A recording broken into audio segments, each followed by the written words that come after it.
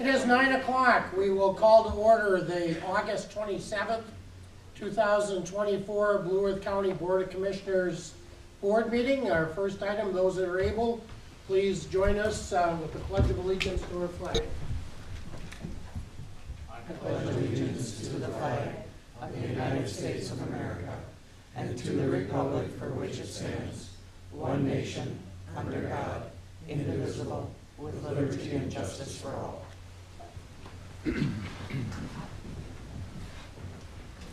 Item number 2 is the agenda review. Mr. Meyer, please. Mr. Chair, there are no changes to the agenda today.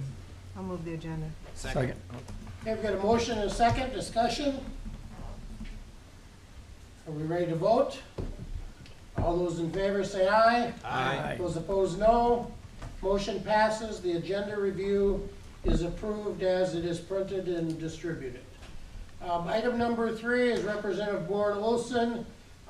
We'll maybe step back from that and add him in if he is able to join us this morning. He had indicated would like to visit a little bit as representative in part of Blue Earth County. So we will go not seeing Warren. We haven't not heard from him just lately, have we? He hasn't texted me back yet either. We will skip that and come back to that if need be and go to item number 4 on the agenda, tab number 1 in the board book. Bob, would you like to get us started on that? Yes, Mr. Chair. Thank you for that.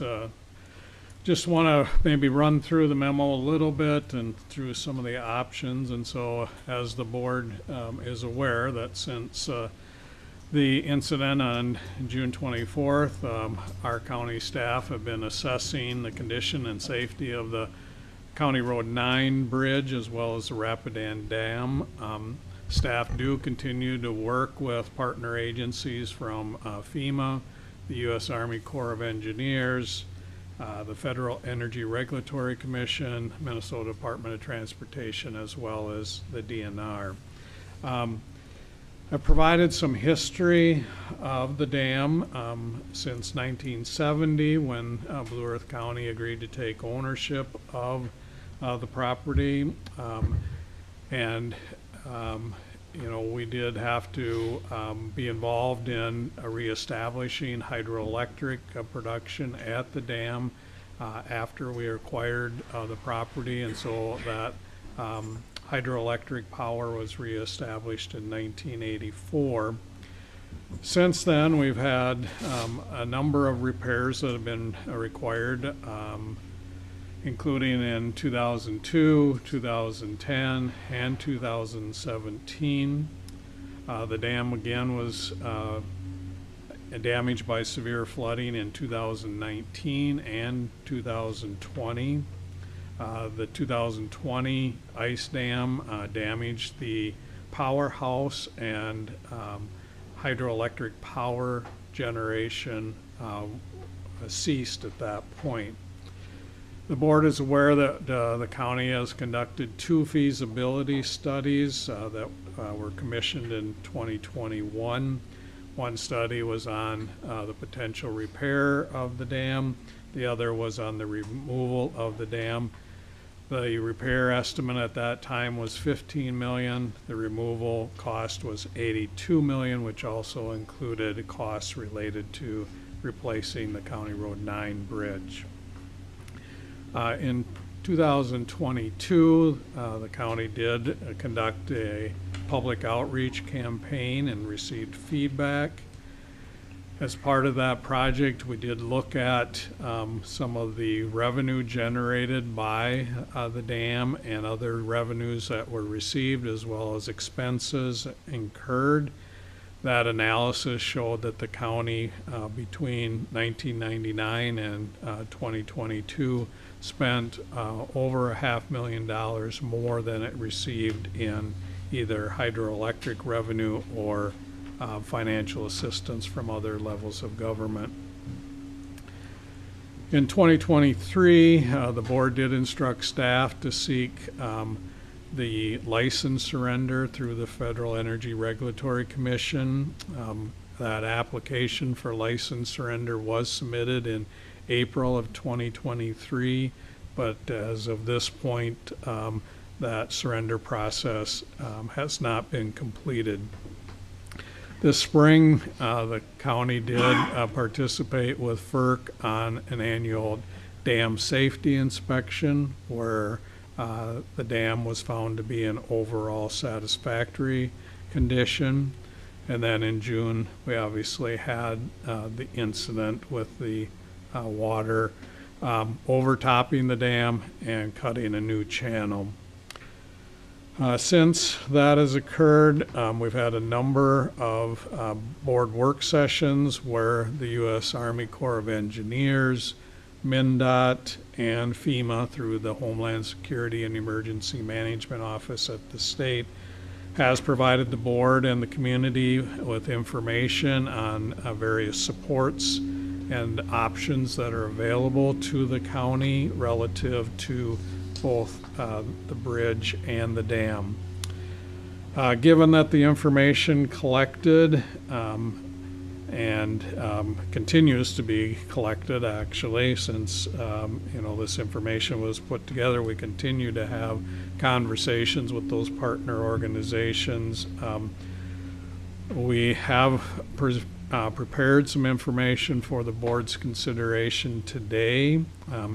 And I broke those considerations down into 3 categories related to the bridge, to the dam, and to river restoration, because river restoration will be impacted by what decisions are made with the bridge and the dam. It did include then 9 different options broken down into those 3 categories, and I can quickly walk through those options. This is not intended to be a comprehensive list of options, but it seemed to be the options that are most relevant. And so the first one really is removal and replacement of the County Road 9 bridge. I will say that our consulting engineers have indicated the bridge is not safe for travel, and they do recommend removal. So that's why we have a relatively limited list of options for the bridge, because it's not viewed as viable to be repaired. So first one is removal and replacement of the bridge. The second option is just remove the bridge without replacement. In terms of the dam, number 3 on the list really is about working with FEMA to reestablish the pre-disaster conditions. So it would be working on restoring the west embankment, the west dam abutment, and reestablishing the river channel so that water would flow over or through the dam again. The fourth option is to work with FEMA on alternate or alternative procedure projects, which could include removal of the Rapidan Dam, and probably would include removal. The alternate and alternative procedures was information that Homeland Security Emergency Management shared with the board on August 13th, so that you folks have some understanding of what to me is kind of complicated wording, but it is basically taking the costs of bringing the dam and the area back to pre-disaster conditions, using that money in alternative ways. As a part of that alternative projects, it does, under the FEMA rules, require that the dam would have to be secured or removed. And so that's an important consideration as you get into those alternate and alternative projects category. Number 5 then talks about reestablishing the river channel to a pre-disaster condition, but working with the Minnesota DNR on a possible dam replacement. We don't know if the DNR would really support replacement of a dam, so that's a little bit of an unknown in that particular option, but it is an option for consideration. Number 6 then is working with FEMA and the Army Corps of Engineers to leave the river channel the way it currently has reestablished itself, but protect the banks and leave the dam in its current condition while protecting the county from any liability concerns that might exist with the dam staying as is. 7 gets into the river restoration options. This number 7 really is about bringing the river back to the pre-disaster state, where reestablishing the old river channel, returning water flow through the dam, and seeking then assistance on any other river restoration efforts that might be needed through the U.S. Army Corps of Engineers. 8 is really working with the Corps of Engineers to restore the river in the previous river channel after removing the dam. So number 8 would really paint a picture of the dam is removed, but reestablishing the river in the old channel, so shoring up the west embankment. And then number 9 is working with the Army Corps to kind of protect that west embankment, but leaving the river channel in the channel that's been cut since the incident in June. And so staff are really looking for some direction from the board here today. We've prepared a resolution. The idea with this resolution would be that if the board is in agreement to pick an option in each of these categories for the bridge, the dam, and river restoration, so that we know how to work with our partner organizations. Because I can tell you from being on a number of these calls, those federal and state agencies continue to ask us, well, what does the county want to do? And so it would be helpful to staff to have direction from the board on the bridge, on the dam, on the river restoration, so that we can continue to work with those partner agencies to know what sorts of resources and options they can bring to the table. Thank you for that. Mr. Tilges, I'll ask you to come forth here and for reference and comments too here in a little bit from Public Works perspective. Also noting in the room we've got the Sheriff and Chief Deputy and Sheriff Orso. If there's any questions on from the Blue Earth County, not only Public Works, but the Sheriff's Department, the Emergency Management team, all were very helpful in all of this. Introduce yourself just for the record, please. Yes, good morning, Commissioners. My name is Ryan Tilges. I'm the Blue Earth County Engineer and Public Works Director. Happy to answer any questions you have. So let's start maybe with a little bit of history. I mean, this is something, and many of you heard me talk about riding the school bus over the dam and hopefully making it up the hill, depending on the weather and the ice sometimes. But certainly the dam is a big part of the history. This is something that's been studied since I've been involved in the board. This is my dam book. As you look at all the different things we've talked about, this is the dam book before this year. We've talked about the reports we've done, the engagements and things like that. We know we're going to make some decisions today, or we're going to make some decisions. We're going to talk through some things. I think some of the things we need to recognize is we have made a couple of decisions. Mr. Meyer referenced the November 21st reports, whether it was to repair or to restore the river. As part of that report, we were told in that estimate that it would approximately be about $2.3 million to restore the renewable energy part of it, to take care of that, and then we would see a return, a 10% share of the return of $45,000 per year, starting in the 16th year. And I believe the first decision we as a board made in the end of 2022 is talking about is it the county's core responsibility to provide electricity? And if it is, then we need to look at that, and then is the hydropower the best way to do it? It wasn't a very good peaking plant because basically the dam was full of sediment. So we started that process at the end of 2022, then advised FERC that they would, we would like to surrender ours. I think officially we advised them the application was accepted on April 14th, 2023. So I guess in my opinion, I think we've kind of decided that we were not going to, no matter what, get into the power business. That permit, again, in the early part of 2023, over a year, almost and a half ago now, we have not gotten that surrendered yet.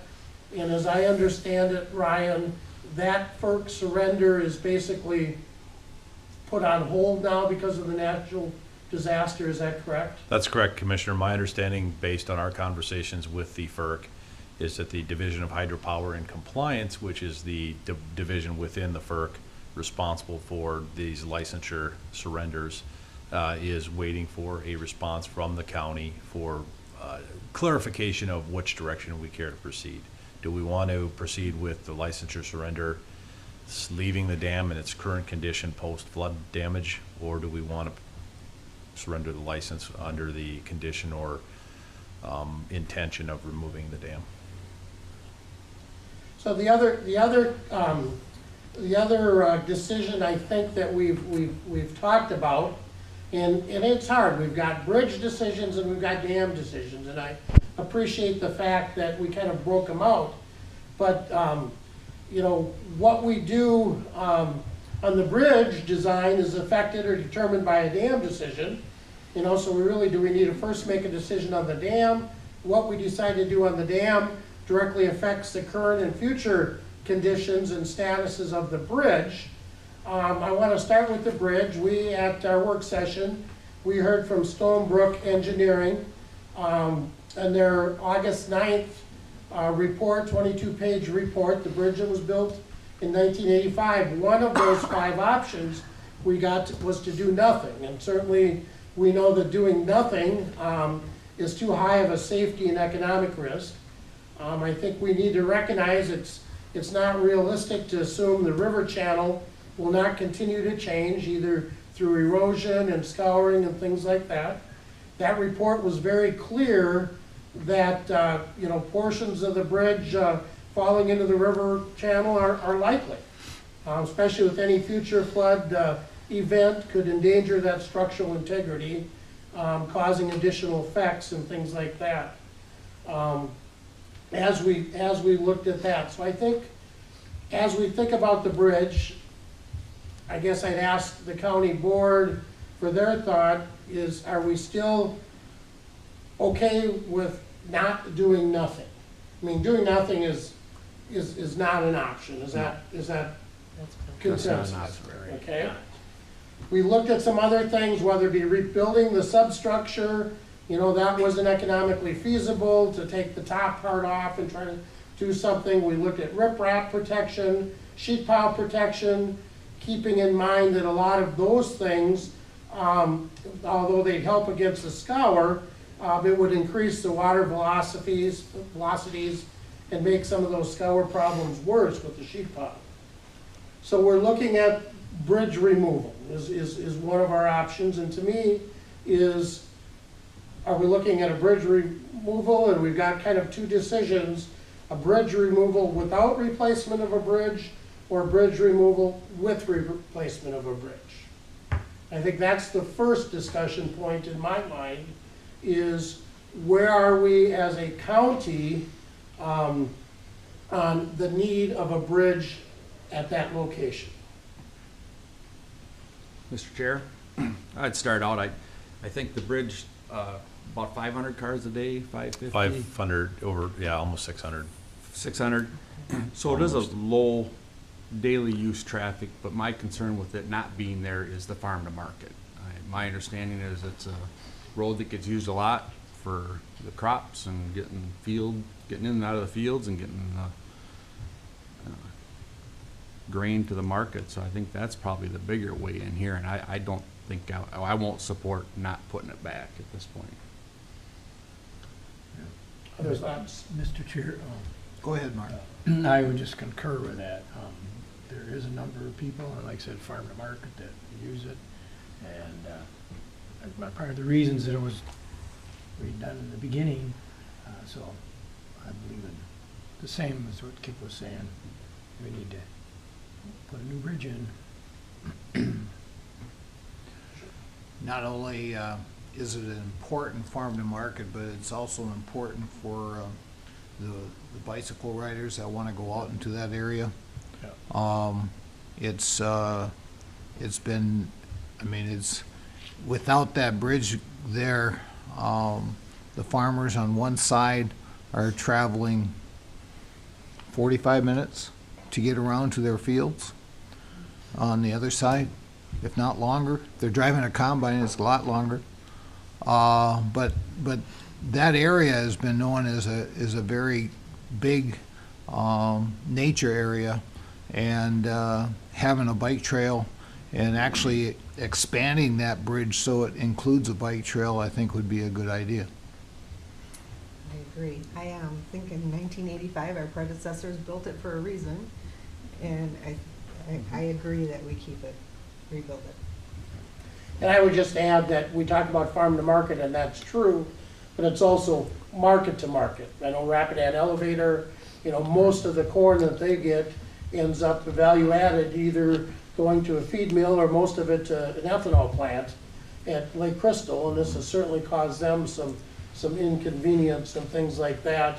And it's not necessarily just crops to town, it's animals that need to be fed and things like that. So I'm hearing kind of consensus under bridge options, number 2 is out. Yeah. Is that fair enough? Anything to add, Bob or Ryan, on that? No, Mr. Chair, I think that's the direction we're looking for, and so if option number 1 for the bridge is the board preference, that would be, I would recommend that get added to the resolution then. Now, the other thing that we've got, and thank God we've got some assistance, both from the federal government through FEMA, the emergency bridge funds, to the state of Minnesota, when the governor was down and talked about it and toured that. I think it's important to note that we've kind of we're looking at 2 different things. Everybody, my call this morning at 8 o'clock is, how long is this gonna take to do this? It's gonna be years type thing. Fortunately, we do have now the emergency bridge replacement fund, so that can help speed things up a little bit. We don't have to wait for the FEMA analysis and everything else before we can start. Would you just talk a little bit about kind of the dollars available for bridge replacement, removal and replacement, as well as the other FEMA dollars? Those are really 2 different areas, and I don't know who's would like to visit about that. I maybe defer to Ryan, he's probably got the technical details. Absolutely. I want it in farmer terms, not technical. I'll boil it down, sir. Yeah, you're absolutely correct, Chair Papp, that there are effectively 2 separate funding tracks, and we have to look at the bridge and the dam being on separate funding, because the bridge and County State Aid Highway 9 is a major collector roadway. So in the county hierarchy, it's one of our higher, it's not a high traffic volume road when you compare it to, say, Victory Drive or the South Route, but it is a regionally significant road, and I think you guys have already identified that, obviously. With that being said, it is eligible for Federal Highway Administration funding through their emergency relief fund. And we've been working with the Federal Highway Administration and the Minnesota Department of Transportation State Aid Division to complete the detailed damage investigation report, which is the form that has to go in online to the Federal Highway Administration and the state, asking for those funding to remove and replace the bridge. We did have a meeting last week with the Federal Highway Administration and MnDOT to discuss whether or not the bridge removal was warranted as an emergency project, which would be 100% FHWA funding. Effectively, because the bridge is a continuous steel beam, it's all welded or bolted together. Not if, but more likely when the bridge fails, it'll go down as one large bridge unit, not just one span over between the piers. So with that being said, that creates a significant hazard potential for more scour like we've seen on the west abutment or the east side even potentially, and threat to homes. So the FHWA engineers also saw that risk. So we did get kind of their verbal approval to pursue bridge removal under an emergency contract, and it's just a matter of getting the DDIR form completed. So staff, wanting to not waste any time, did place an advertisement and are in the process of developing plans and specifications for the emergency bridge removal.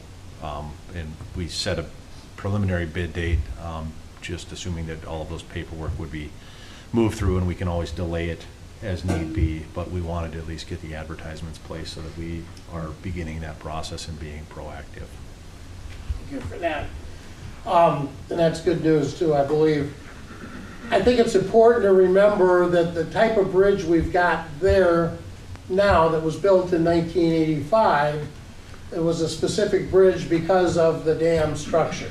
Had that been a bridge across any one of the other rivers in the county, and we've talked many times, we've got more miles of river in Blue Earth County than any other county in the state, it maybe would have looked different. The reason that type of bridge was used was because of the dam, correct?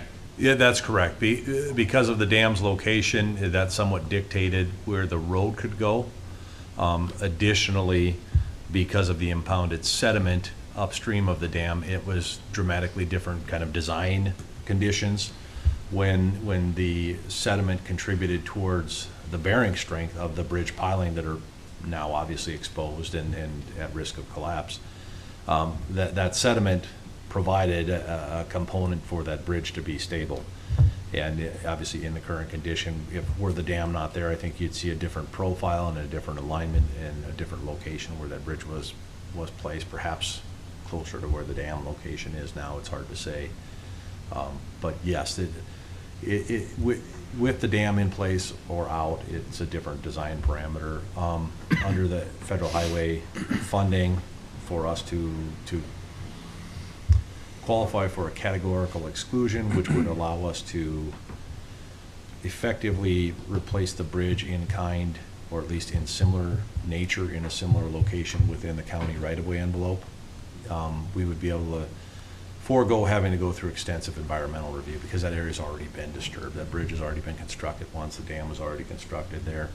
The risk of cultural resource impacts and things of that nature are pretty minimal when you're replacing existing infrastructure, which with a categorical exclusion would greatly streamline the project delivery time frame if we have to start applying for all of those different environmental permits that could add years onto the project.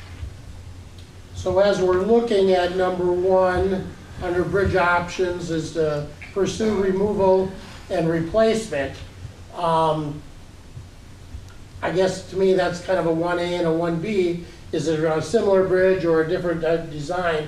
Do we know, does the bridge design, as far as what type of bridge design, is that something that has to be determined right away as we start that process with the emergency bridge funding?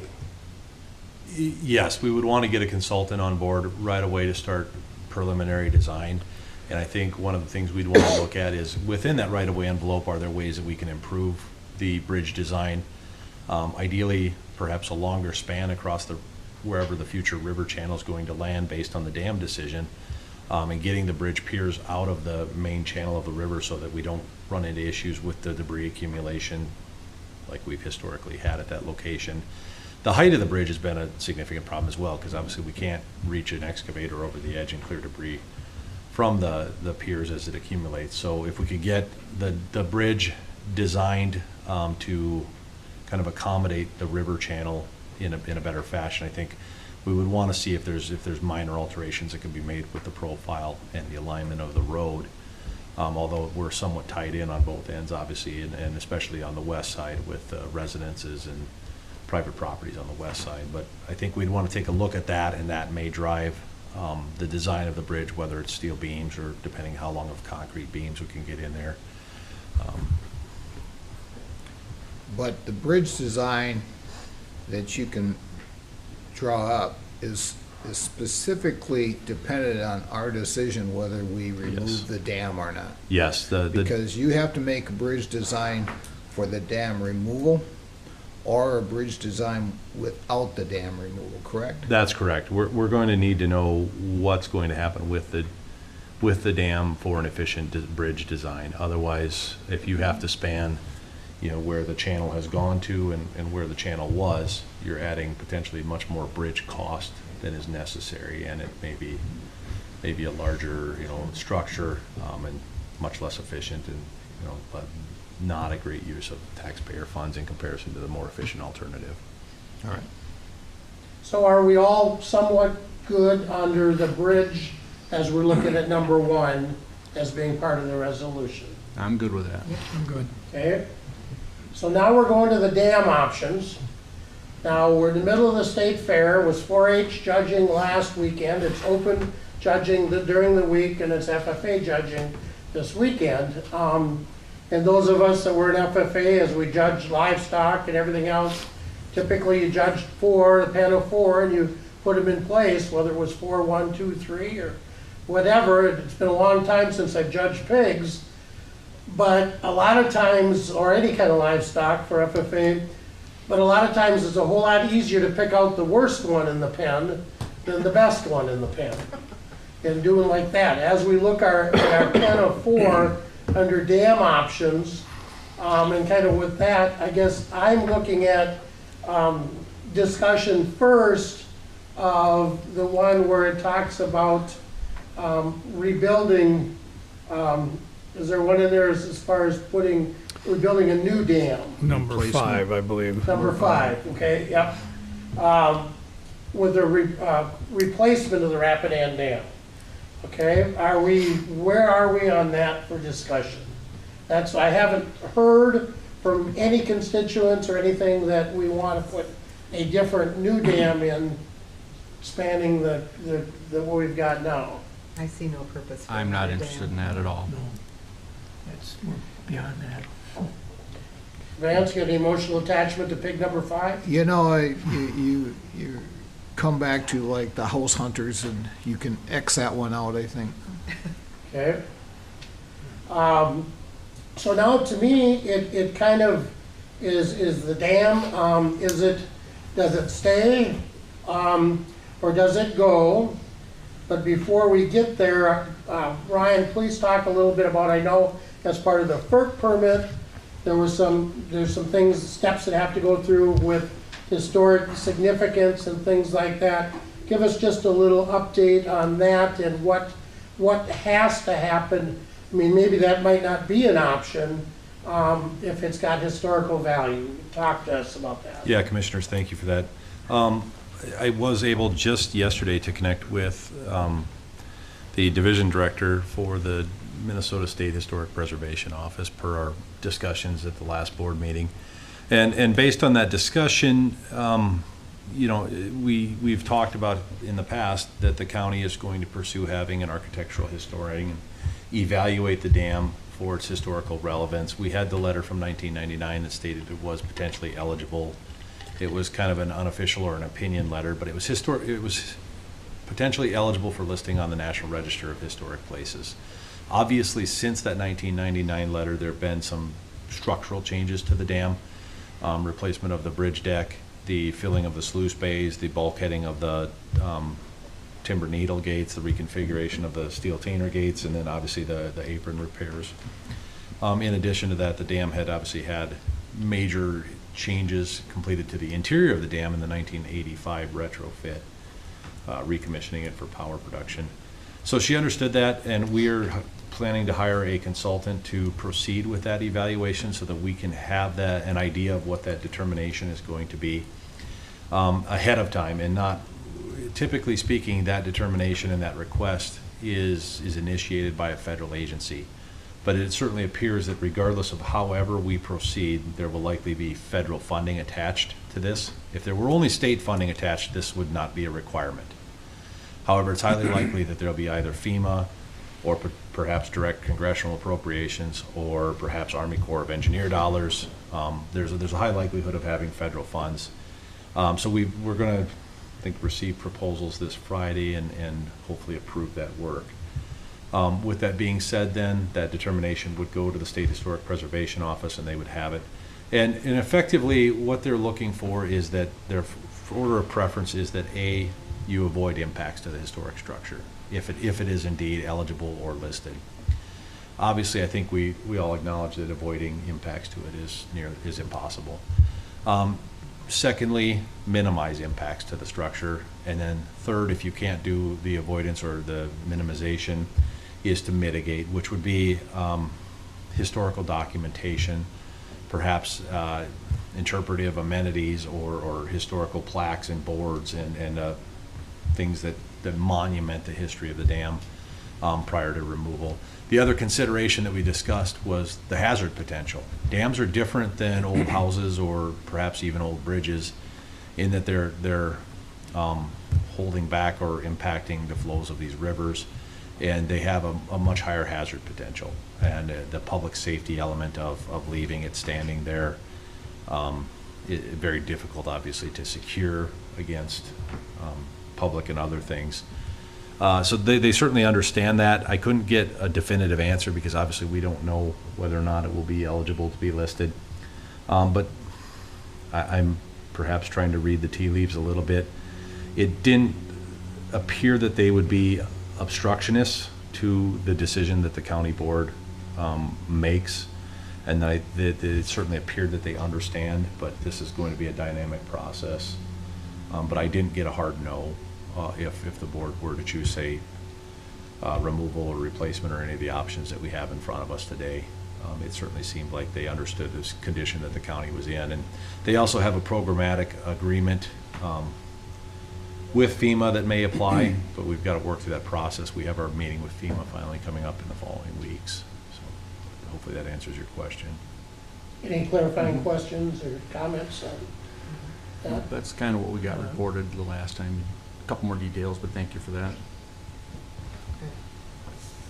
So I guess next I'd like to go to pick number 3 on the list, which is kind of tied in with number 7 in my mind, and that is bringing the dam back to pre-disaster conditions by restoring the embankment and everything else. Now, actually doing that and knowing how much it costs to do that are two different things, correct? As I understand it, your FEMA baseline is the fact that you must analyze or study the cost to put it back to pre-disaster condition, a hypothetical study or whatever.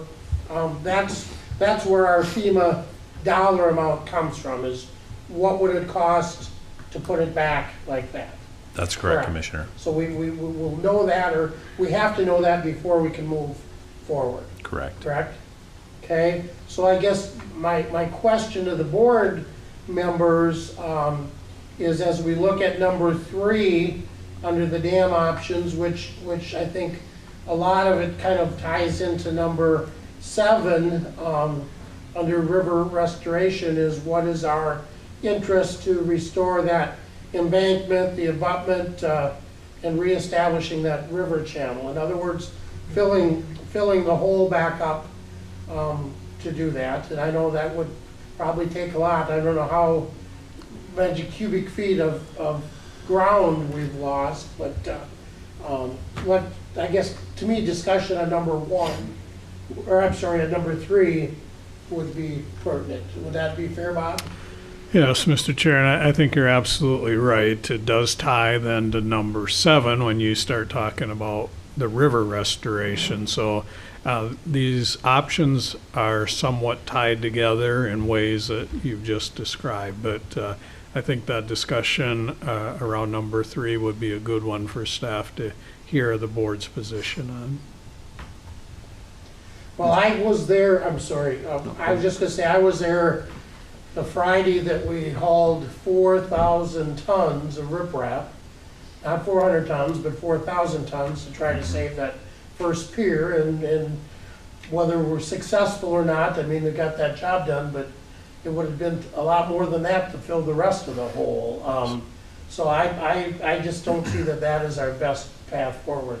Commissioner? Mr. Chair, I would agree with you, and we've had some discussions in the work sessions about this very issue. I have a huge concern of filling, I call it the void, and putting that water back over a 100-year dam that we have spent a lot of money on just to have the reoccurring issues. So I am not supportive of this option at all. Other commissioners? I agree. Not interested. Yeah, I'd hate to put a cost of value on filling that void like Commissioner Brunder said. It would be unbelievable. The thousands and thousands of semi-loads to fill that would be. And then just to protect to reestablish the water going over a dam, which we're not sure with this destruction from the river right now is secure itself. Correct, Commissioner. And maybe I'd add a distinction in there. It's likely, based on preliminary conversations with our consultant who specializes in this type of work, Bar Engineering, that like a large concrete core wall would have to be constructed, tying the dam back into the west embankment and probably going farther into the earthen embankment to really stop water from washing through again, and then fill put back in, which is a dramatically different scope. And then obviously going and making all the repairs to the dam to restore it to the pre-2019 flood event, because obviously that still is a factor, that we had a grant for repairing 2019 flood damages, and now we've had these catastrophic 2024 flood damages, which will be significant in cost compared to, if another alternative is dam removal and then consideration of filling that slope back in behind an armored shoreline and kind of putting the river back on its original tracks is a dramatically different conversation. But yes, I agree with the board that there's a likelihood of something like this reoccurring with obviously the severity of the events that we've seen, the debris we see coming down the river, and some of the struggles of the current condition.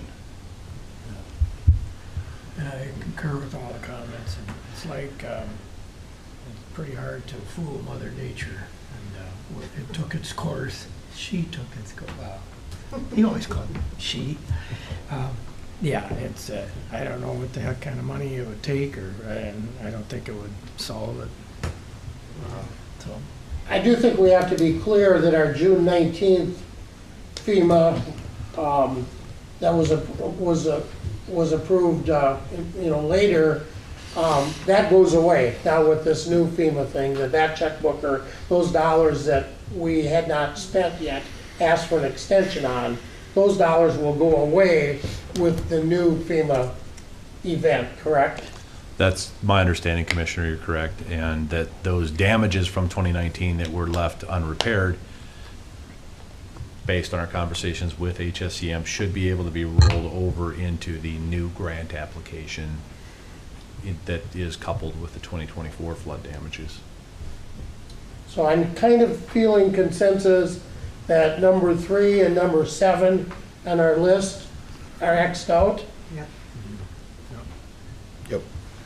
I want to go back just a second. You talked about the consultant and stuff like that, and people have asked me, how come you're not using the same study or the same, the same firm, the same engineers? And I think it's important to recognize that you have dam experts and you have bridge experts. And, if it has to do with the bridge, those are engineers and experts, companies that is their expertise. Just because you're good at bridges doesn't mean you're good at dams and things like that. So I think just a little clarification, that's why we're using different folks as we ask for bridge opinions and dam opinions. That's correct, Commissioner. And so with respect to the bridge, we've involved the Minnesota Department of Transportation, the Bridge Office, which has several bridge and hydraulics and geotechnical engineers within that office and are responsible for all of the bridges within the state of Minnesota. We've tapped into their expertise. They recommended and helped us get aligned with Stonebrook Engineering, who we've worked with them on several projects and worked with this bridge engineer. He's a very good local agency bridge engineer. Additionally, the dam is a very specialized engineering. It's not something that many local firms get into. You've really got to be statewide or regional even to have that expertise. With that being said, I can also tell the board that the two have been talking. It's not that they've been in vacuums, not working with each other. So BAR has been working with Stonebrook to provide any requested channel information or kind of relevant information from previous studies. So they are collaborating where needed. Well, hearing pretty much consensus on number 5, no interest in replacing with the new dam, not a lot of interest on number 3 and number 7, which repairing the current dam or filling the void, as we talked about it, kind of leaves us with the dam either to leave it as it is or leave it with alternative or alterations or removal, in my mind. What are our risks on number 6 to protect the channel and leave the dam in its current condition? Do we know that? And on the other side of that, we don't know 100%. We've got a pretty good idea that we would, if we wanted to alter it or to restore the river, you know, from the historic perspective and things like that, but that's not cast in concrete yet as well. So talk to us a little bit about the risks or the liability or leaving it in as is. I will say one of my best suggestions I got was just take the top of the dam off, leave the spillway, and we could have a water slide. So, but I told him I didn't think safe liability-wise we were interested in that. New So water park. talk to us about number 6, and I would tie in number 9 where it's basically leaving it as it is. Yes, Commissioner. Obviously, the internal safety of the dam is unknown. We've not sent staff in since the flood event due to confined space entry concerns and inability really to get in there safely. We were able to, again, come up river in early July and poke our heads inside the powerhouse, and there was, again, 4 feet of sediment impounded inside of the powerhouse that was mucky, and I almost pulled my muck boot off of my foot as I stepped into kind of the mushy part of it, so we were only able to go a few steps in, but we assessed for large structural cracks, didn't see any major new structural cracks. But we haven't been able to go inside of the Amberson or the rest of the dam. With that being said, though, it's very difficult to secure the dam from people that shouldn't be going in there, and it's an unsafe condition. Again, without knowing if there's adequate air supply for people to be in there without respiratory assistance.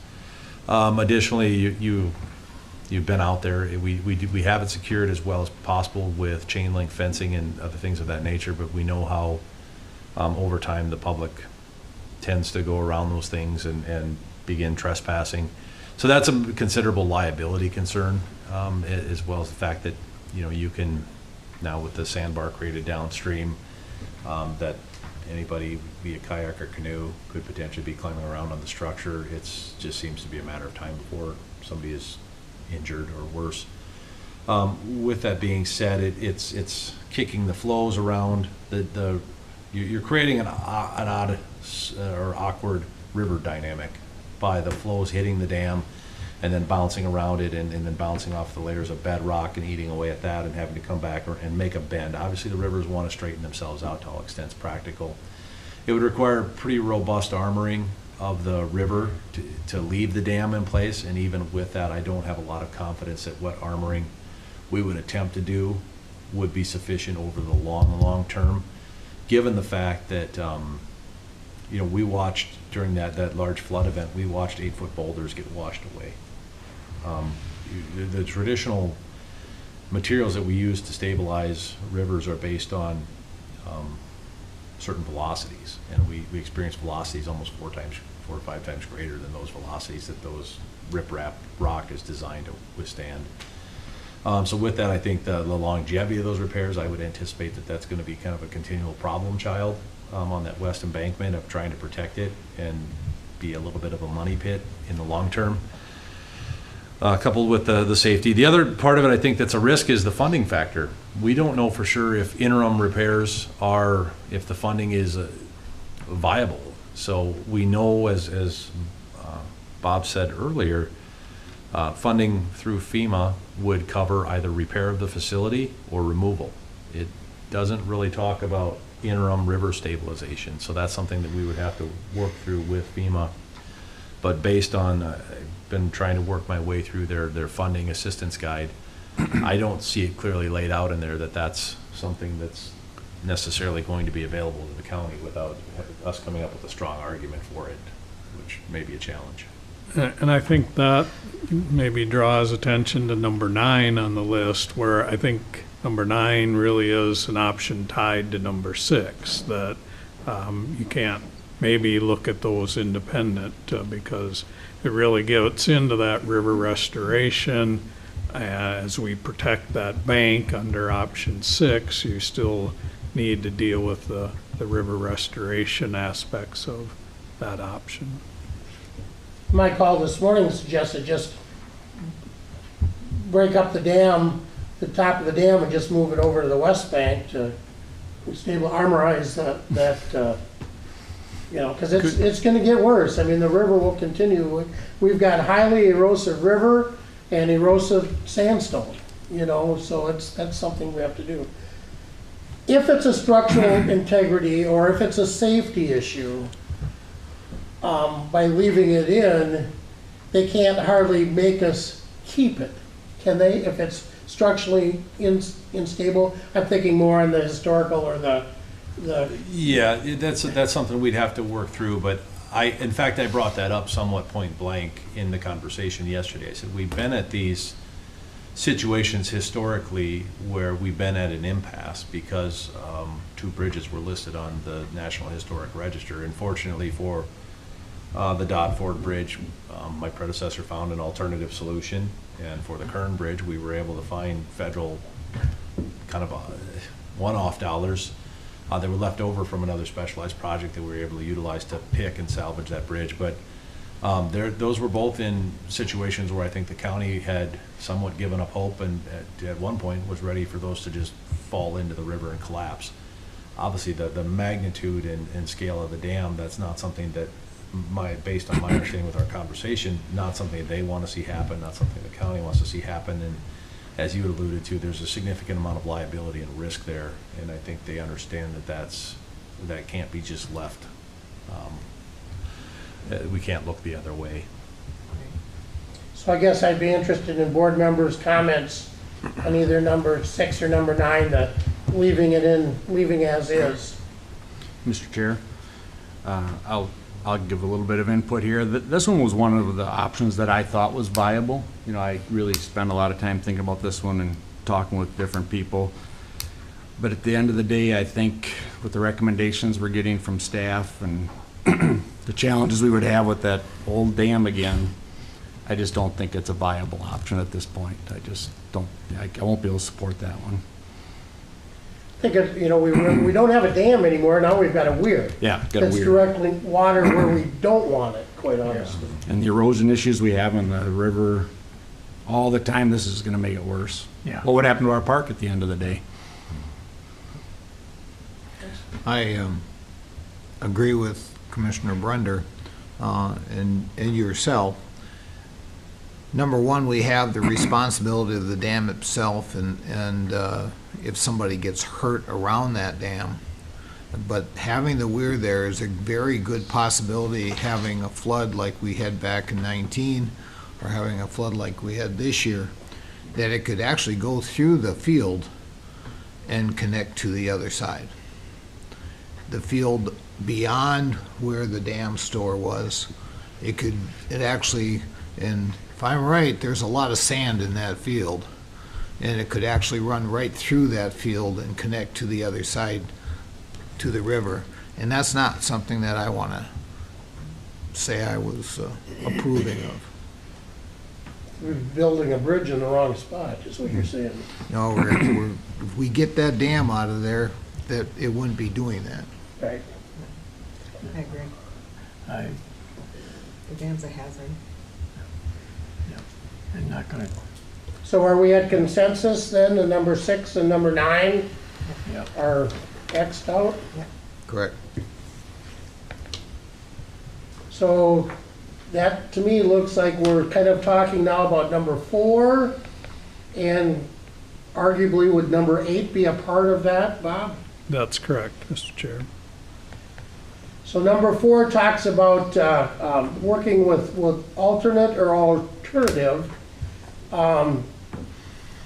procedures, cap projects, but no matter what we do with that, we still have to do the study or the analysis to know what our total dollar is, correct? That's correct. That'll be the baseline for the funding that FEMA would award, would be to determine the cost to bring the dam back to its pre-2019 disaster status, as well as the upstream river channel, as well as the west embankment, as well as the county park downstream and the facilities we lost. The total damages would be what could be allocated towards an alternative project. That baseline. And as I understand it, an alternate cap project is one where you don't get any more money than you spend. It's up to the maximum, whatever that is. An alternative project is they'll provide a fixed cost, gives us more flexibility, and we would keep those excess funds to do what we want. And mitigation can be part of the analysis, correct? That's my understanding as well. But it has to be line item, okay? So at what point do we need to, if we're looking at river restoration, if we're looking at, removing the dam as part of that restoration, at what point do we have to make decisions of what type of cap project, or what are those next steps? I mean, one of the things I think, if we do look at river restoration, we're reconnecting the river, restoring the rapids, removing the dam, some of those ecological functions, things like that. I mean, that's also the time to get some community input, and what is the future of that county park look like down there, or of that area, and things like that. When do those cap projects, they certainly don't have to be made until after that analysis is done, so we know what the baseline is, correct? Yeah, Commissioner, I would anticipate this is going to be an iterative process. We've yet again to meet with FEMA for the first time.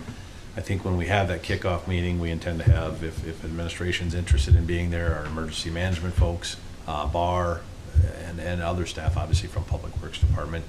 But it'll be to talk about which of these programs is really the best solution for the county based on the decisions that are being made today.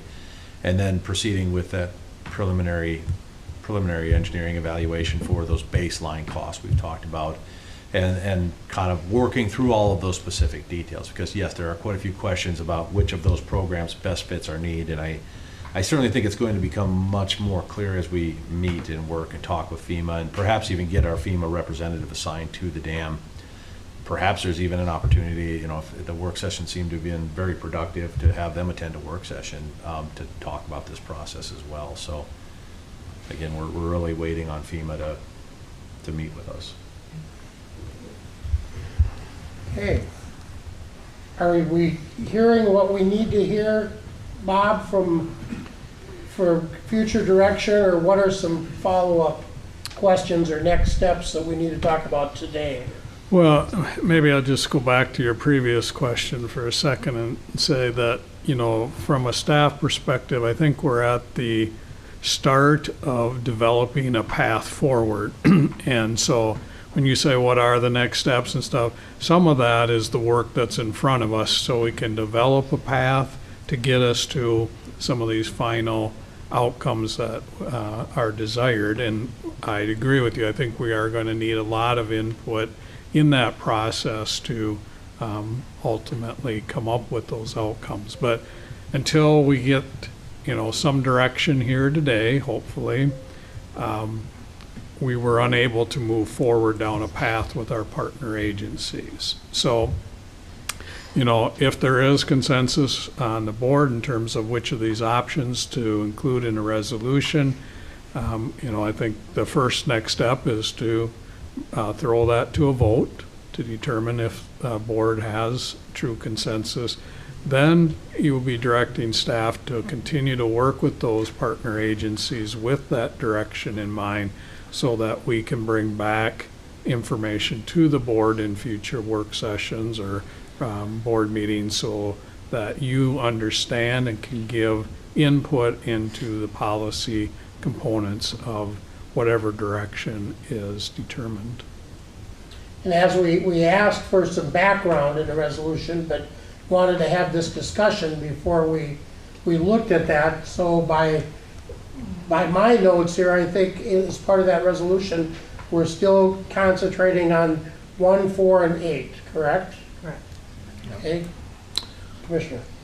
Chair, I'd like to make a motion to number 1, direct the Blue Earth County staff to pursue removal and replacement of the CASA 9 bridge with the funding provided by the Federal Highway Administration emergency relief accounts and Minnesota DOT disaster assistance accounts.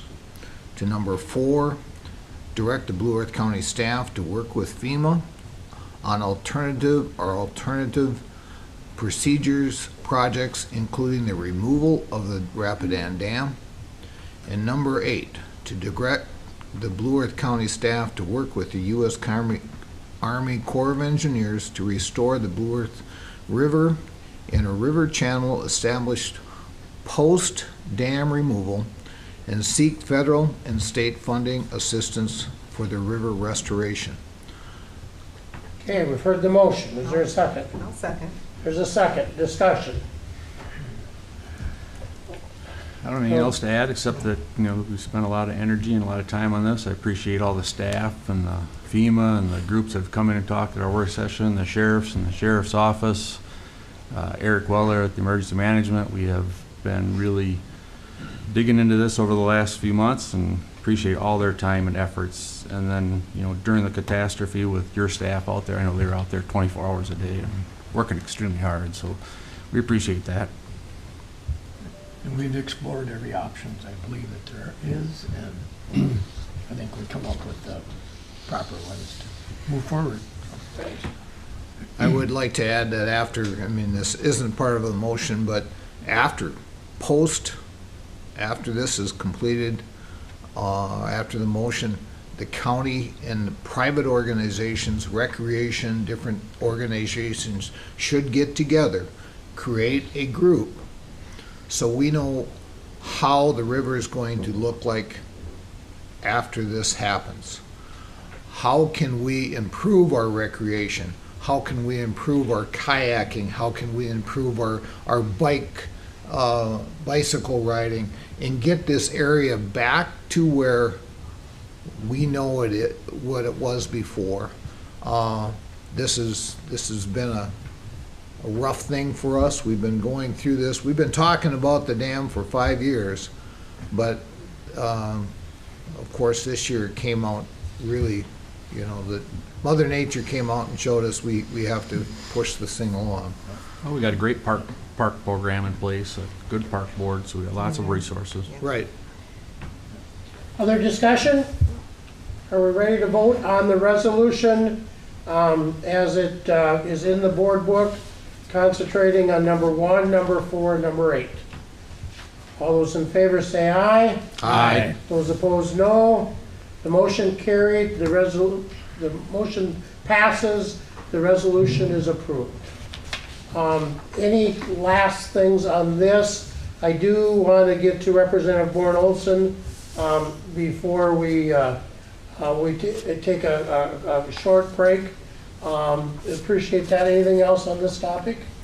No, Mr. Chair. Appreciate your work. All right. Thank you very much. Good job, Chair. Thank you, Ryan.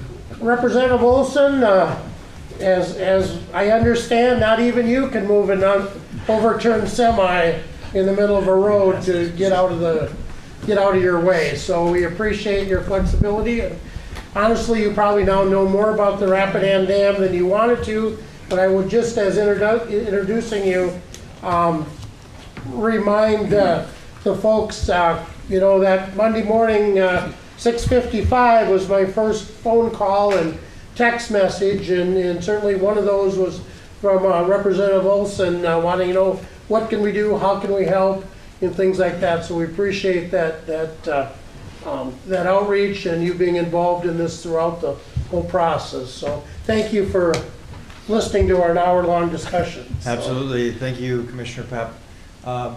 Turns out that it was actually, it was a really bad day for that semi-truck driver who took the entrance onto Highway 60 too fast and rolled, covering the road. But the fact that I ran into a train crossing and the train was there too, delaying me and forcing me to sit here and listen to this discussion was actually something that I probably would have wanted to do anyways, because this is something that, the Rapidan Dams in my district is a very important conversation that I've had with a large number of people. So I appreciate having this discussion and hearing about the plans, what Blue Earth County is looking to do moving forward with this project. Entire reason for me being here this morning is to introduce myself again. Every year I like to make the rounds to every city council, every county commission, and every school board in the district. Make sure you have my cell phone number, make sure that you have a way to contact me in order to better connect what the state is doing with what the county's doing, with what the cities are doing and the school boards are doing. I have really excellent relationships with a number of you on this commission. I appreciate all the text messages and the phone calls and the conversations that I have when we meet in all the locations that we seem to run into each other. It's really encouraging when I have individuals who pick up the phone and let me know what's going on. I am a firm believer that I have no idea what's happening in your county or in your area unless you tell me what's going on.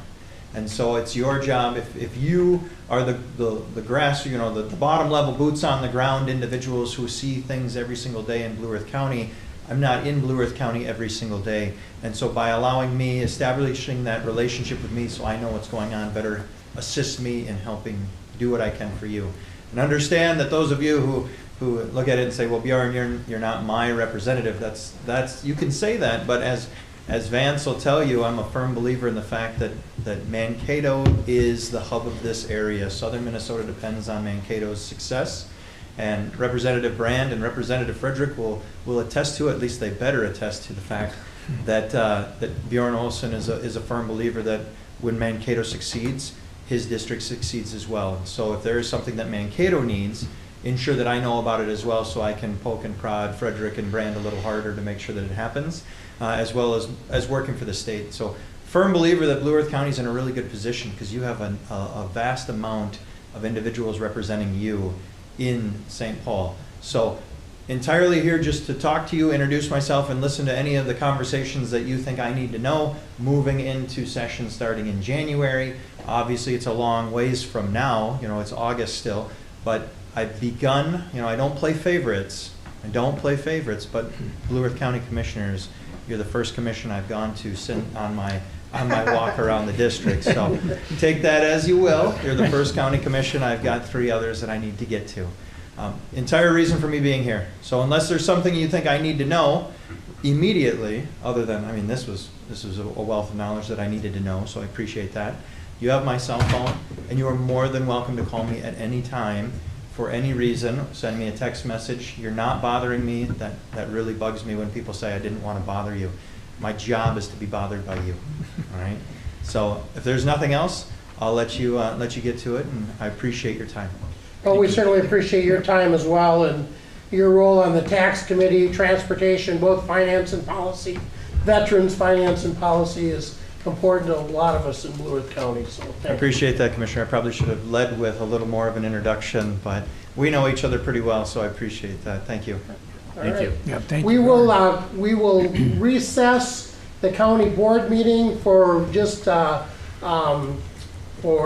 10 minutes to 10:20, and at 10:20 we will call to order the Economic Development Authority meeting prior, and then go back in the county board meeting.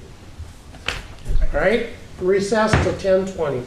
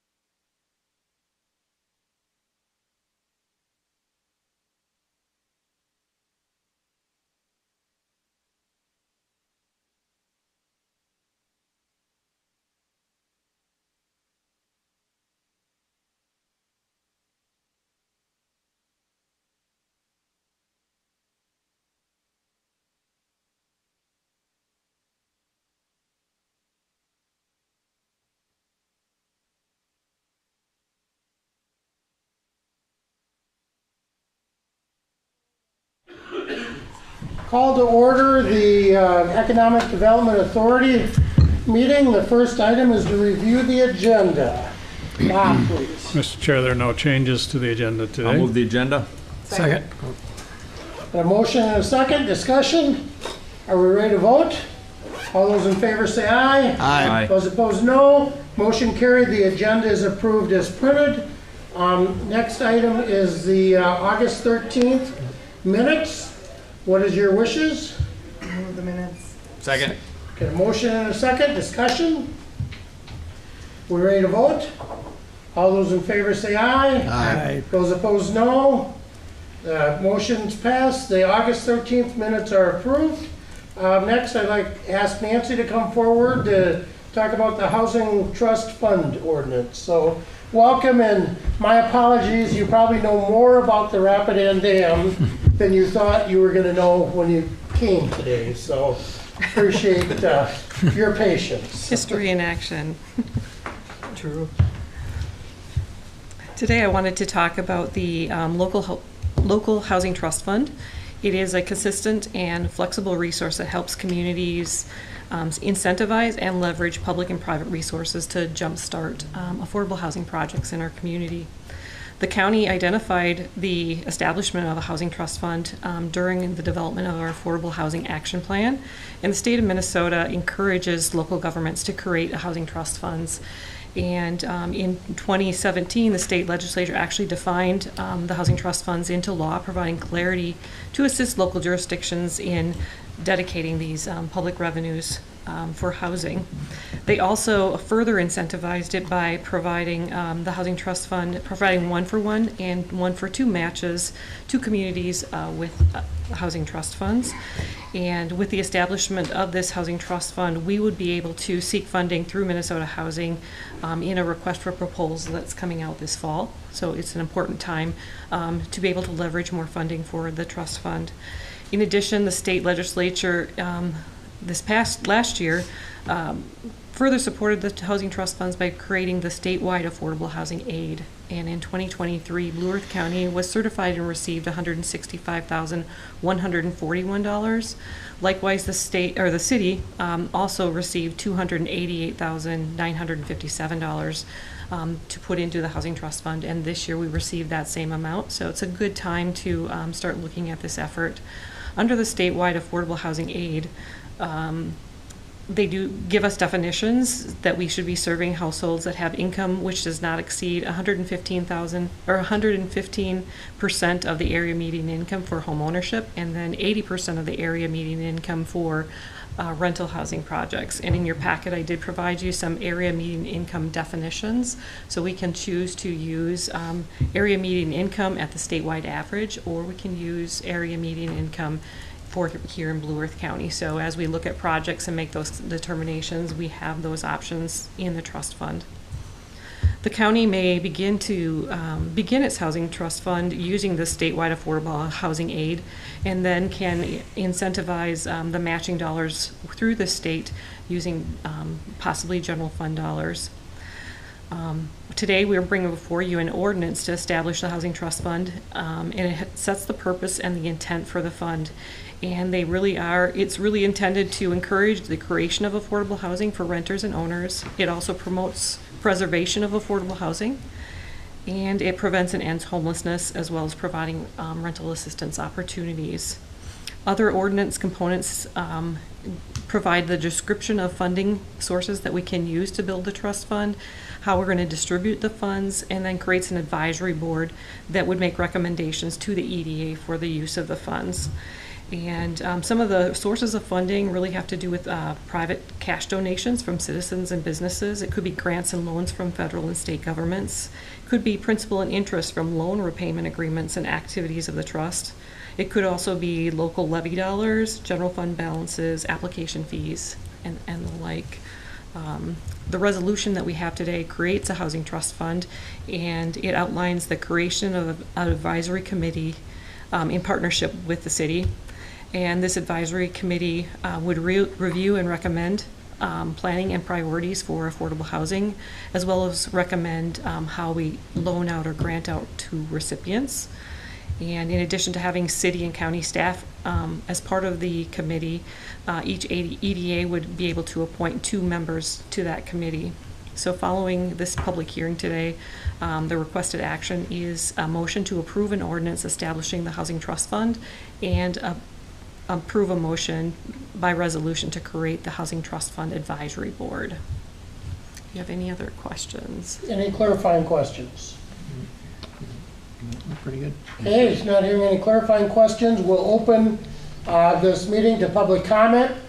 Part of the hearing, comments from the public are expected to be civil and respectful. Please note this meeting is being recorded.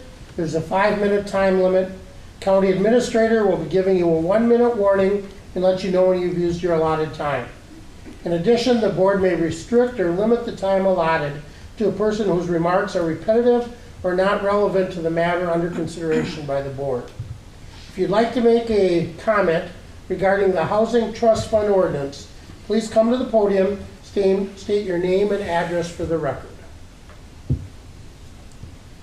I'd ask, is there anyone wishing to make comments on the Housing Trust Fund ordinance? The chair will ask for a third and final time, is there anyone wishing to make comments on the Housing Trust Fund ordinance? Hearing none, we will close the public comment portion and bring it back to the board. What are your wishes? Mr. Chair, I think I'll move the improvement, the resolution regarding economic development here, housing. So we've got to approve the ordinance establishing it, and we need to do a resolution for the advisory committee. Should that be 2 separate motions? Oh, yeah. I think that would be wise, Mr. Okay, so Chair. let's just do the approving the ordinance establishing it first of all. Is that okay if we, Yep. we split it?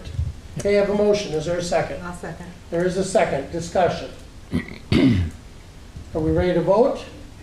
All those in favor say aye. Aye. Those opposed, no. Motion carried. The ordinance has established that. Now, by resolution, to form the advisory committee, what are your wishes? Move to approve. Got a motion Second. and a second. Discussion. Are we ready to vote? All those in favor say aye. Aye. Those opposed, no. Motion passes. The resolution is approved. This concludes our agenda for the Economic Development Authority meeting. Entertain a motion and a second to adjourn. So moved. Second. Okay, all those in favor say aye. Aye. Those opposed, no. The meeting is adjourned. Thank you, Thank you, Hey, Nancy. thanks, Nancy. We will now we will reconvene the Blue Earth County Commissioners Board meeting, and we will go to item 6, tab number 3, planning and zoning. Good morning, John. Morning, Please John. identify yourself for the record. Thank you, Mr. Chair. John Considine, County Land Use Administrator. Our first item here this morning is PC 17-24. It's a request for review and approval by Kelly Meager for an after-the-fact interim use permit to operate a diesel mechanic shop as a Level 2 home occupation. The property is zoned agricultural and is part of the northwest quarter of the southwest quarter of Section 29, Jamestown Township. The property address is 60511 235th Street, Madison Lake, Minnesota. At the Planning Commission, staff presented the report. The applicant was present and available to answer any questions from the Planning Commission, and there were no comments from the public. Members of the Planning Commission had no questions, concerns, or comments, and following the discussion, the Planning Commission voted unanimously to forward a recommendation of approval to the County Board based on the findings and conditions recommended by staff. The board action this morning would be passage of the resolution based on the recommendation of the Planning Commission. Thank you, Mr. Chair. Okay, thank you for that. At this point, we will hold the public hearing. Public comment will be allowed to be civil and respectful. As mentioned, this is being recorded, a 5-minute time limit. You will have a 1-minute warning and know when your time is allotted.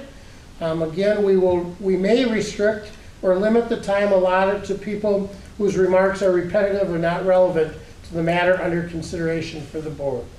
So at this time, I would ask if there's any public comment regarding PC 17-24 to come to the podium and identify yourself. Is there anyone wishing to comment? I'll ask for the third and last time, anyone wishing to comment on PC 17-24. Seeing and hearing no one, I will bring it back to the board and close the public comment portion. Comments from the board?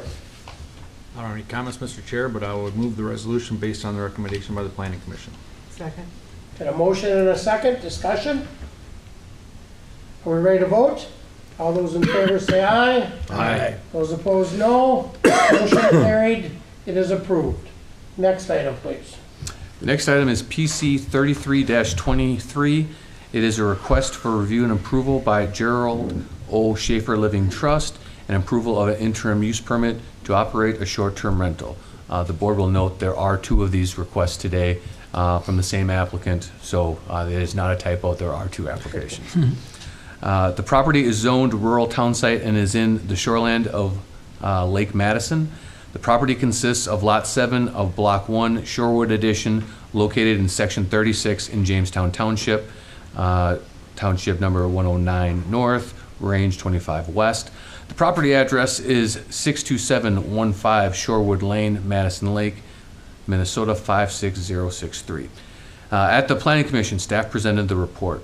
A representative of the applicant was present and available to answer any questions from the Planning Commission, and there were no comments from the public.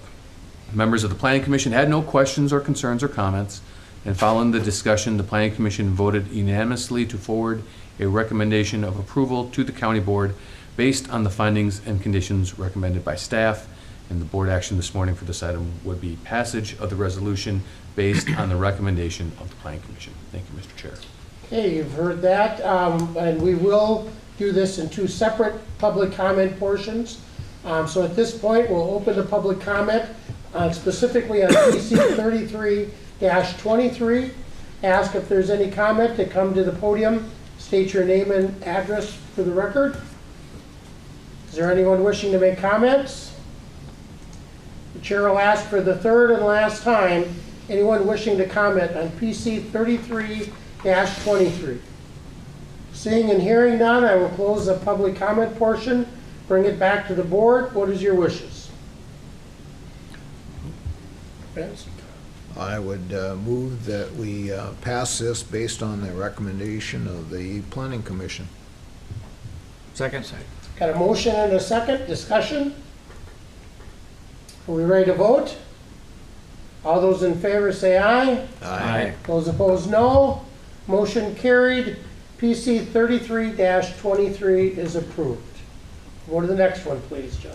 Yes, PC 34-23. Again, this is a request from Gerald O. Schaefer Living Trust for review and approval of an interim use permit to operate a short-term rental, just 2 doors down from the previous one discussed.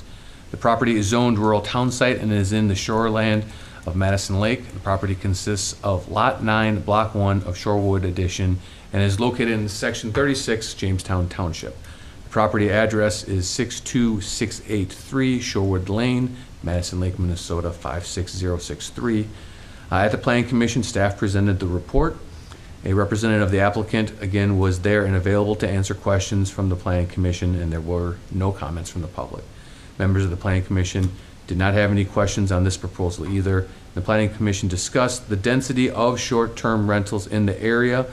This was something that is allowed according to standards. It does not violate the density standards. Following the discussion, the Planning Commission voted unanimously to forward a recommendation of approval to the County Board based on the findings and conditions recommended by staff. And the board action this morning will be passage of the resolution based on the recommendation of the Planning Commission. Thank you. Thank you for that report. I will open the public comment portion of the hearing. If you'd like to make a comment regarding PC 34-23, please come to the podium and state your name and address for the record. Is there anyone wishing to speak on PC 34-23? I'll ask a second time. Anyone wishing to comment? Chair will ask for a third and last time. Anyone wishing to comment on PC 34-23? Seeing and hearing none, we will close the public comment portion and bring it back to the board. Any clarifying or final comments? What is your wishes? I'll move approval based on the recommendation by the planning commission. Second. Got a motion and a second, discussion? The only thing I would like to add to this, Mr. Chair, about the density that was brought up was we had short discussion. My understanding is, well, the one is, will sleep quite a few, and this one sleeps enough. But my understanding was the owner lives right in between the two. Correct. So I think we should be okay. And there's a lot more area out here than the ones we've had in the past where we've had large groups of people coming in. A lot of parking on both of them. I think it just fits better in this location, so. Appreciate that. Are we ready to vote? All those in favor say aye. Aye. Those opposed, no. Motion's carried. PC 34-23 is approved. Thank you, John. This concludes the planning and zoning items. Next on our agenda, number 7, starting with tab number 4, is drainage. Mr. Henniker, will you join us, please? Morning, everyone. Good morning, Ryan. I've got 4 drainage items for you. I'll start with County Ditch number 51, setting a hearing date for the redetermination of benefits. County Ditch 51 watershed has approximately 495 benefited acres and is primarily located in Ceresco Township. On January 23rd, 2024, the Blue Earth County Drainage Authority ordered a redetermination of benefits. Viewers were appointed in order to create an updated benefits and damages listing and viewers report. A copy of the draft viewers report for the redetermination of benefits was submitted to Blue Earth County Drainage Management staff on August 2nd, 2024. We request the Blue Earth County Drainage Authority set a date of September 24th, 2024 at 9 a.m. for the hearing on the proposed viewers report for County Ditch 51 redetermination of benefits. Okay, you've heard the request, the recommendation.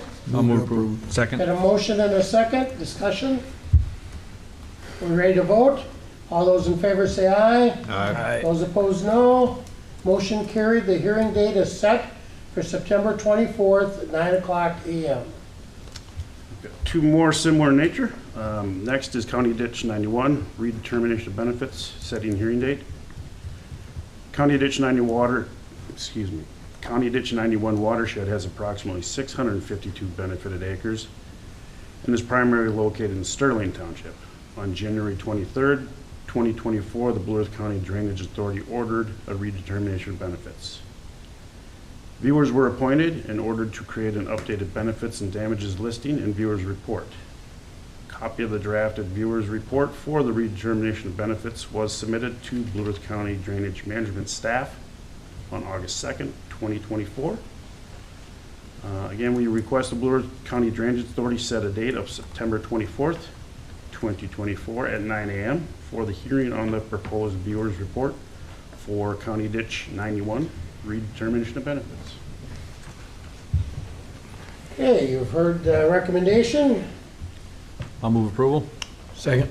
Got a motion and a second, discussion. We're ready to vote. All those in favor say aye. Aye. Those opposed, no. Motion carried. The CD 91 redetermination of benefits hearing will be on September 24th, 9:00. Next one, please. All right. Next up is setting hearing date for Judicial Ditch 20, redetermination of benefits hearing. Judicial Ditch 20 watershed has approximately 2,392 benefited acres and is located in Sterling and Lyra townships. On November 21st, 2023, the Blue Earth County Drainage Authority ordered a redetermination of benefits. Viewers were appointed in order to create an updated benefits and damages listing and viewers report. Copy of the drafted viewers report for the redetermination of benefits was submitted to Blue Earth County Drainage Management staff on August 2nd of 2024. We request the Blue Earth County Drainage Authority set a date of September 24th, 2024 at 9 a.m. for the hearing on the proposed viewers report for Judicial Ditch 20 redetermination of benefits. Okay, you've heard the action requested. I'll move approval. And a motion, is there a second? Second. A motion and a second, discussion. We're ready to vote. All those in favor say aye. Aye. Those opposed, no. Motion carries. The JD 20 redetermination of benefits hearing will be on September 24th, 9 o'clock. Next, please. All right, fourth and final item from drainage is County Ditch 5 violation notice. An illegal outlet in the County Ditch 5 has been identified and recorded by Blue Earth County drainage staff. On August 14th of 2024, it was observed by Blue Earth County drainage staff that new and existing private tile is draining in the CD5 from currently unbenefited acres, making this a violation of usage for CD5. No petition for outlet has been received by Blue Earth County drainage staff. As a result, the drainage authority must notify the owner of the property and direct them to block the outlet or otherwise make the outlet ineffective. The provided findings and orders shall serve as a formal notice of violation to the landowner as required by Minnesota Statute 103E.401, subdivisions 7 and 8, for unauthorized usage of county CD5 as an outlet.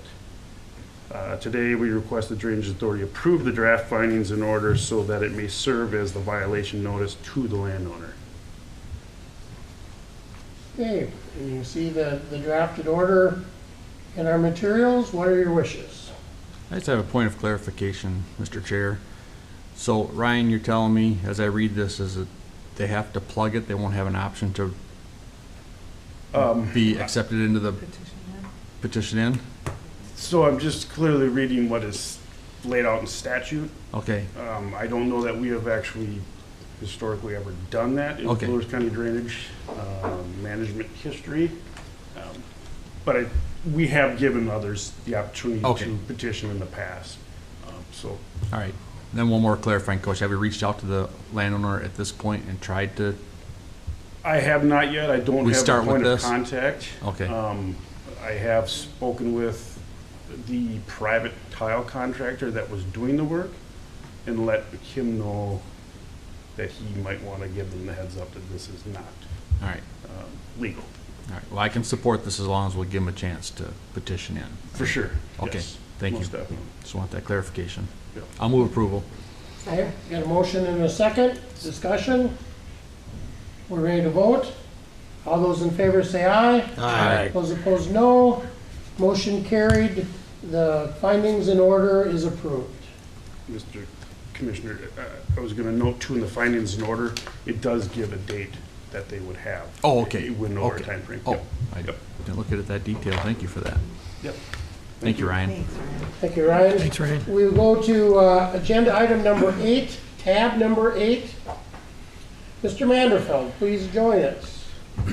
Morning. Morning. Ryan. Morning, Mark. Thank you, Mr. Chair. Mark Manderfeld, Property and Environmental Resources Deputy Director. Thank you for having me. I'm here to introduce the PFAS Source Identification and Reduction Grant Program. A little background, Blue Earth County is committed to protecting the public, wildlife, and the environment. The federal EPA and the MPCA have identified PFAS as forever chemicals, which are a health hazard. PFAS are manufactured chemicals widely found in the environment, drinking water, animals, and humans. PFAS is also identified in landfill leachate. The MPCA is currently accepting submissions for PFAS source identification and reduction grant program. Waste management facilities such as the Ponderosa landfill may apply for up to $125,000 to develop and implement pollution prevention and reduction initiatives aimed at reducing PFAS. The PFAS Source Identification and Reduction Grant Program is accepting applications on a rolling basis until the funds are depleted. The grant program requires a local match of 10%. The match can be in-kind services by the applicant. Property and Environmental Resources intends to work with our engineer at the landfill, Foth Engineering, to identify an action plan, complete an application, and implement the action plan, and all projects must be completed by December 2026. Today's request, Property and Environmental Resources requests approval to allow us to make application for the PFAS Identification and Reduction Grant. Also to utilize the matching dollars or in-kind services not to exceed the 10% or $12,500, and to authorize us to enter into a grant agreement if selected for the program. Okay, you've heard the request. I'll move approval. Second. Had a motion and a second. Discussion? And just a comment, Mr. Chair, it's always nice to get a grant to do stuff to help stop some pollution. That's very nice. It's a good thing. Yeah, we're ready to vote. All those in favor say aye. Aye. Those opposed, no. Motion is approved. Thank you, Mark. Thank you. Thanks, Mark. Thanks, Mark. Item number 9, tab number 9, opioid settlement authorization. Josh, join us, please. Mr. Chair, Commissioners, Morning, Josh Milo, Deputy County Administrator. Today I bring forward some more funding recommendations out of the opioid settlement fund. Our internal work group has been working this summer on looking at some more options for some of this funding.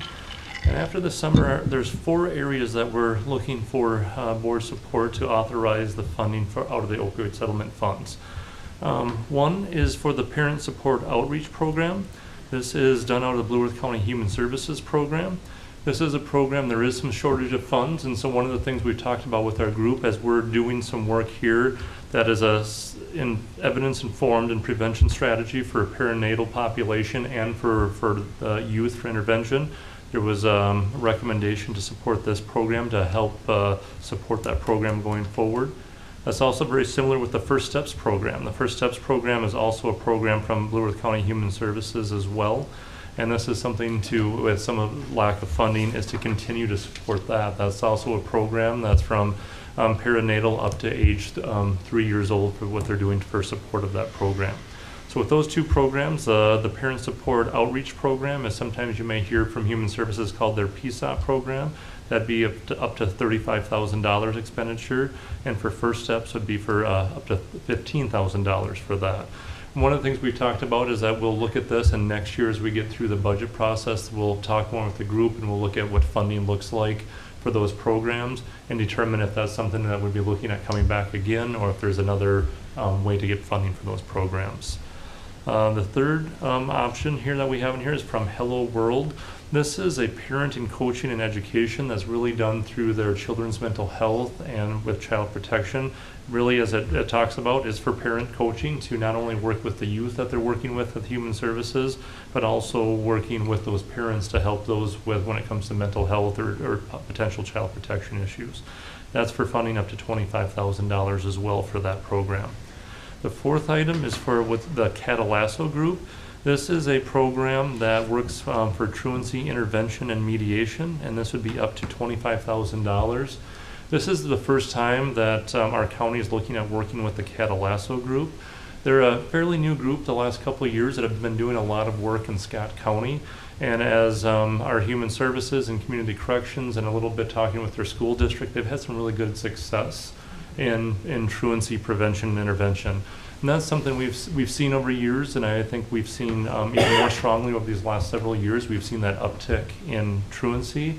And so this is a way to start out this first year to see if this is a way that we can really break that cycle and work with those youth for truancy intervention and mediation.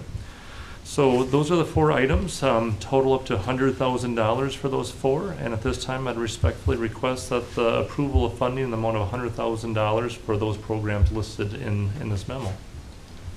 I'll move approval. This is good work, you guys. Do we have a motion? Is there a I'll second it. So, Discussion? good program. Yeah, this is all positive. Thank you very much. You know, and I just, one thing to share, I look at this group where we have with Pat, our county attorney, our sheriff, Jeff Wursel, we have Phil and Angie from Human Services, John Marsalic, and then also some other staff from the sheriff's department. It's really been great with this group because we keep hearing from this group, how do we keep working on intervention and for our youth? And that's, when we look at what we're doing, I think that's a really exciting thing. We know we've also done some work to reestablish that K-9 unit, which I think is also a great thing, that we're looking at that enforcement side, but there's also this great of how do we work on youth intervention for our youngest children here in our community. All right, are we ready to vote? All those in favor say aye. Aye. Those opposed, no. Motion carried. Thank you, Josh. We are to Thanks, item Josh. number 10 on our agenda, tab 10, administration. Mr. Meyer, please. Mr. Chair and Commissioners, the first item is the county board minutes for August 13th. So move approval. Second. I have a motion and a second. Discussion? Are we ready to vote? All those in favor say aye. Aye. Those opposed, no. Motion passes. The minutes of August 13th are approved. Next are the bills for the 2 weeks indicated. I'll move the bills. Second. A motion and a second. Discussion. We ready to vote? All those in favor say aye. Aye. Those opposed, no. Motion carried. The bills are approved. Well, Mr. Chair and Commissioners, item number 12 in your packet is the Human Resources Department agenda. We do have one action item for the board's consideration today, and that has to do with the maintenance program that the board has supported in terms of working with DDA, our compensation and classification consultant, who has been retained to review roughly a third of our job descriptions annually so that we can maintain our classification and compensation system at an adequate level going forward. As you all are aware, we did back in 2022 go through kind of a major revamp of our classification system using the JET classification system.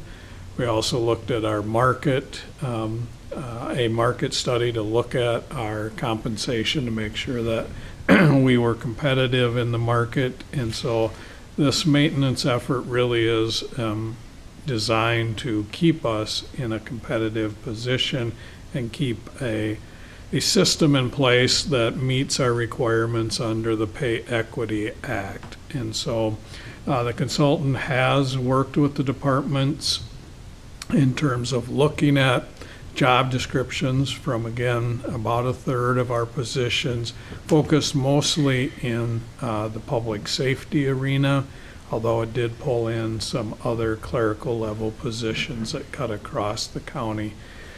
The consultant did recommend then changes to, I believe, 11 positions, not people, but 11 positions that are listed on the memo. And on the third page, there is a full listing.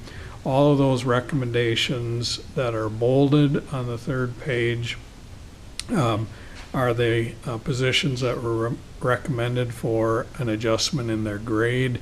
All those grade adjustments were one level of increase. And so we're bringing these forward today for the board's consideration to approve it. These changes would be relatively effective immediately.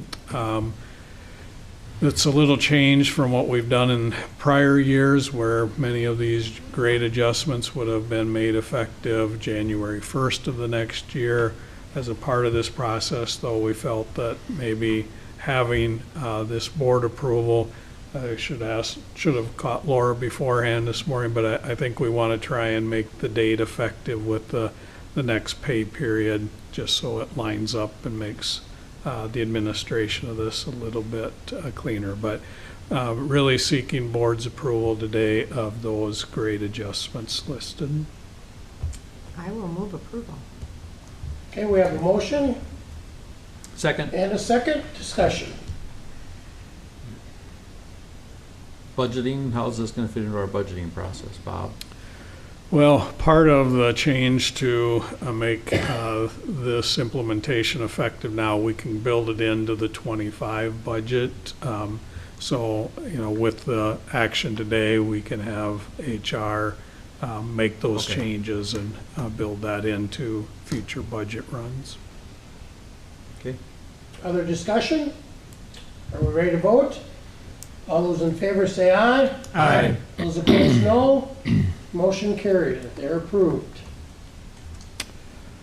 All right, Mr. Chair and Commissioners, item number 13 in your packet is a letter from the St. Paul Port Authority representing Old Town Holdings LLC. This Yeah, is, can I interrupt about anything of note we need to know on the informational oh, I'm sorry. report? I'm sorry, I skipped right over that. Thank you. Yes, I'll just run through those really quickly. We have an employment of an on-call library clerk. We have initiated recruitment to fill a property and environmental resources specialist, one position that was vacated earlier this year. Then we filled a correctional officer in the jail, actually 2 positions there. Then we had completion of employment of our 911 telecommunicator, and so we've initiated recruitment to refill that position. We also had an increase in hours for a part-time correctional officer in the jail to a full-time position, and so we've initiated recruitment to fill that part-time position. Then we had a resignation of a care coordinator in our public health and waived services area, and so we've initiated recruitment to refill that position. So again, I apologize for skipping over those, but I can answer any questions that the board might have there. Okay, thank you. All right.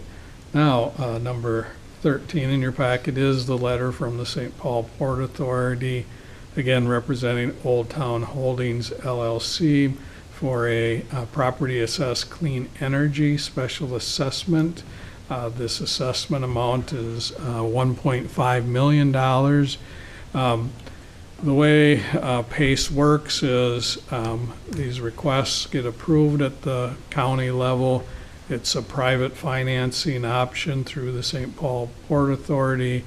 The owners of the property then are assessed through our property tax systems, the theory being they will have savings through their energy use to pay those special assessments. So our role really is only as a middleman to establish the special assessment on their property tax and collect the funds and forward them to the St. Paul Port Authority.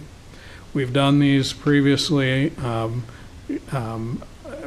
a lot of them, probably 4 or 5 in my time with the county, but it really is fairly painless for the county to participate in this program, and there's really no financial risk to the county. So bringing that forward for the board's consideration today. Okay, you heard the recommendation. I would move to approve. Second. Got a motion and a second discussion. So how much, I mean, I heard that it can't hurt us. How much does it benefit us?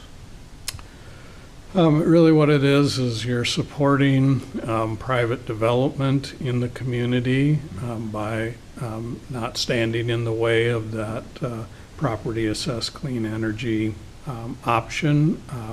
And so it does promote clean energy, does reduce carbon emissions, so it helps the environment to have investments in clean energy as part of these new developments. Okay, thank you. I will tell you, I did ask some questions because I have not seen a 30-year amortization on these loans in the past. And I was informed that the 2024 legislature, I believe just this May, did change statute to allow up to 30 years. Prior to that, the limit had been 20 years. Other discussion? So similar to, Blue Earth County is one of 15 or 18 counties in the rural Minnesota Energy Board with a PACE. Those are much smaller projects, but as you're looking at energy efficiencies and things like that, we participate in those as well on that joint powers. Are we ready to vote? Yes, sir. All those in favor say aye. Aye. Those opposed, no. Motion carried. It is approved. Item number 14 in your packet is a memorandum regarding a modification and amendment of a natural gas easement. Northern Natural Gas Company has and currently operates a 16-inch pipeline across the premises where the new Public Works facility will be built.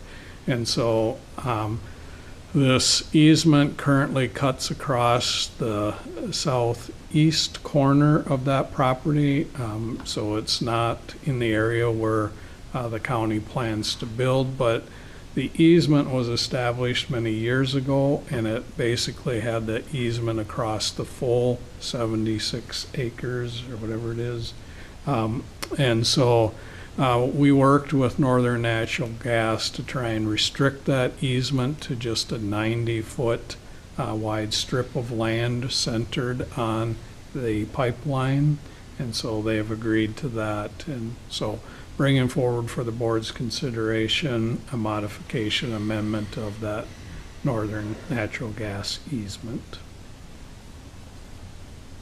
So moved. We have a motion Second. and a second. Discussion. We're ready to vote. All those in favor say aye. Aye. Those opposed, no. Motion carried. It is approved. Item number 11 on our agenda are commissioners' reports on committees. You know, I always was going to start a list so I could remember what last time and who I don't pick on and go from I'd first. be happy to start, Mr. Chair. if Would you would bail like. me out so I I don't would. pick the wrong person? Thank you. I have a very short agenda here, so I had a couple work sessions that we all attended. A couple other community events that I visited over the last 2 weeks, and a lot of discussion about the ditch mowing that we got coming up for next year and the project we have going on that. Some drainage issues, and then of course a lot of discussion about the dam discussion that we're going to have today after the agenda was out. That's my report, Mr. Chair. Thank you. Mark, would you go next? Okay, after, on August 6th, did have the Night to Unite, and then we did our department meeting on August the 7th, and a work session on 13th, and then the county, on our August 20th, did have another work session, and had a partners meeting on the 22nd of August. And that concludes my report, Mr. Chair. Thank you. Patty? Okay, the work session on the 13th and the 20th, and August 15th, I had TBS and the canvassing board for the primary. And that's my report. Yes. Mine is equally as short. Obviously, the same work sessions as that everybody else was at. I had a discussion on the Rapidan Dam and the bridge with a interested party on the 15th. On the 21st, I had the MRCI company picnic. That was really kind of fun to go to. And that was the end of my report. Went to the state fair yesterday and got really hot. You did. Thank you. I too participated in the work sessions on August 13th and 20th, and the canvassing board on the 15th. Also on the 14th, we had a PACE committee meeting. On the 16th, we had our annual Town and Rural Urban Express, the True Transit Joint Powers Board, where we've got our annual report and approved the budget. Participated in the fly-in breakfast on the 18th. On August 21st, we had 3 landowner meetings, CD 51, JD 20, and CD 91. Also attended the Lake Crystal Area Rec Center annual meeting, and yesterday participated in a NACO Ag Policy monthly call. That concludes my report. The next item would be to recess at 11:04. Is there a motion to recess? So moved. Second. There's a motion and a second. All those in favor say aye. Aye. Those opposed, no. We are recessed.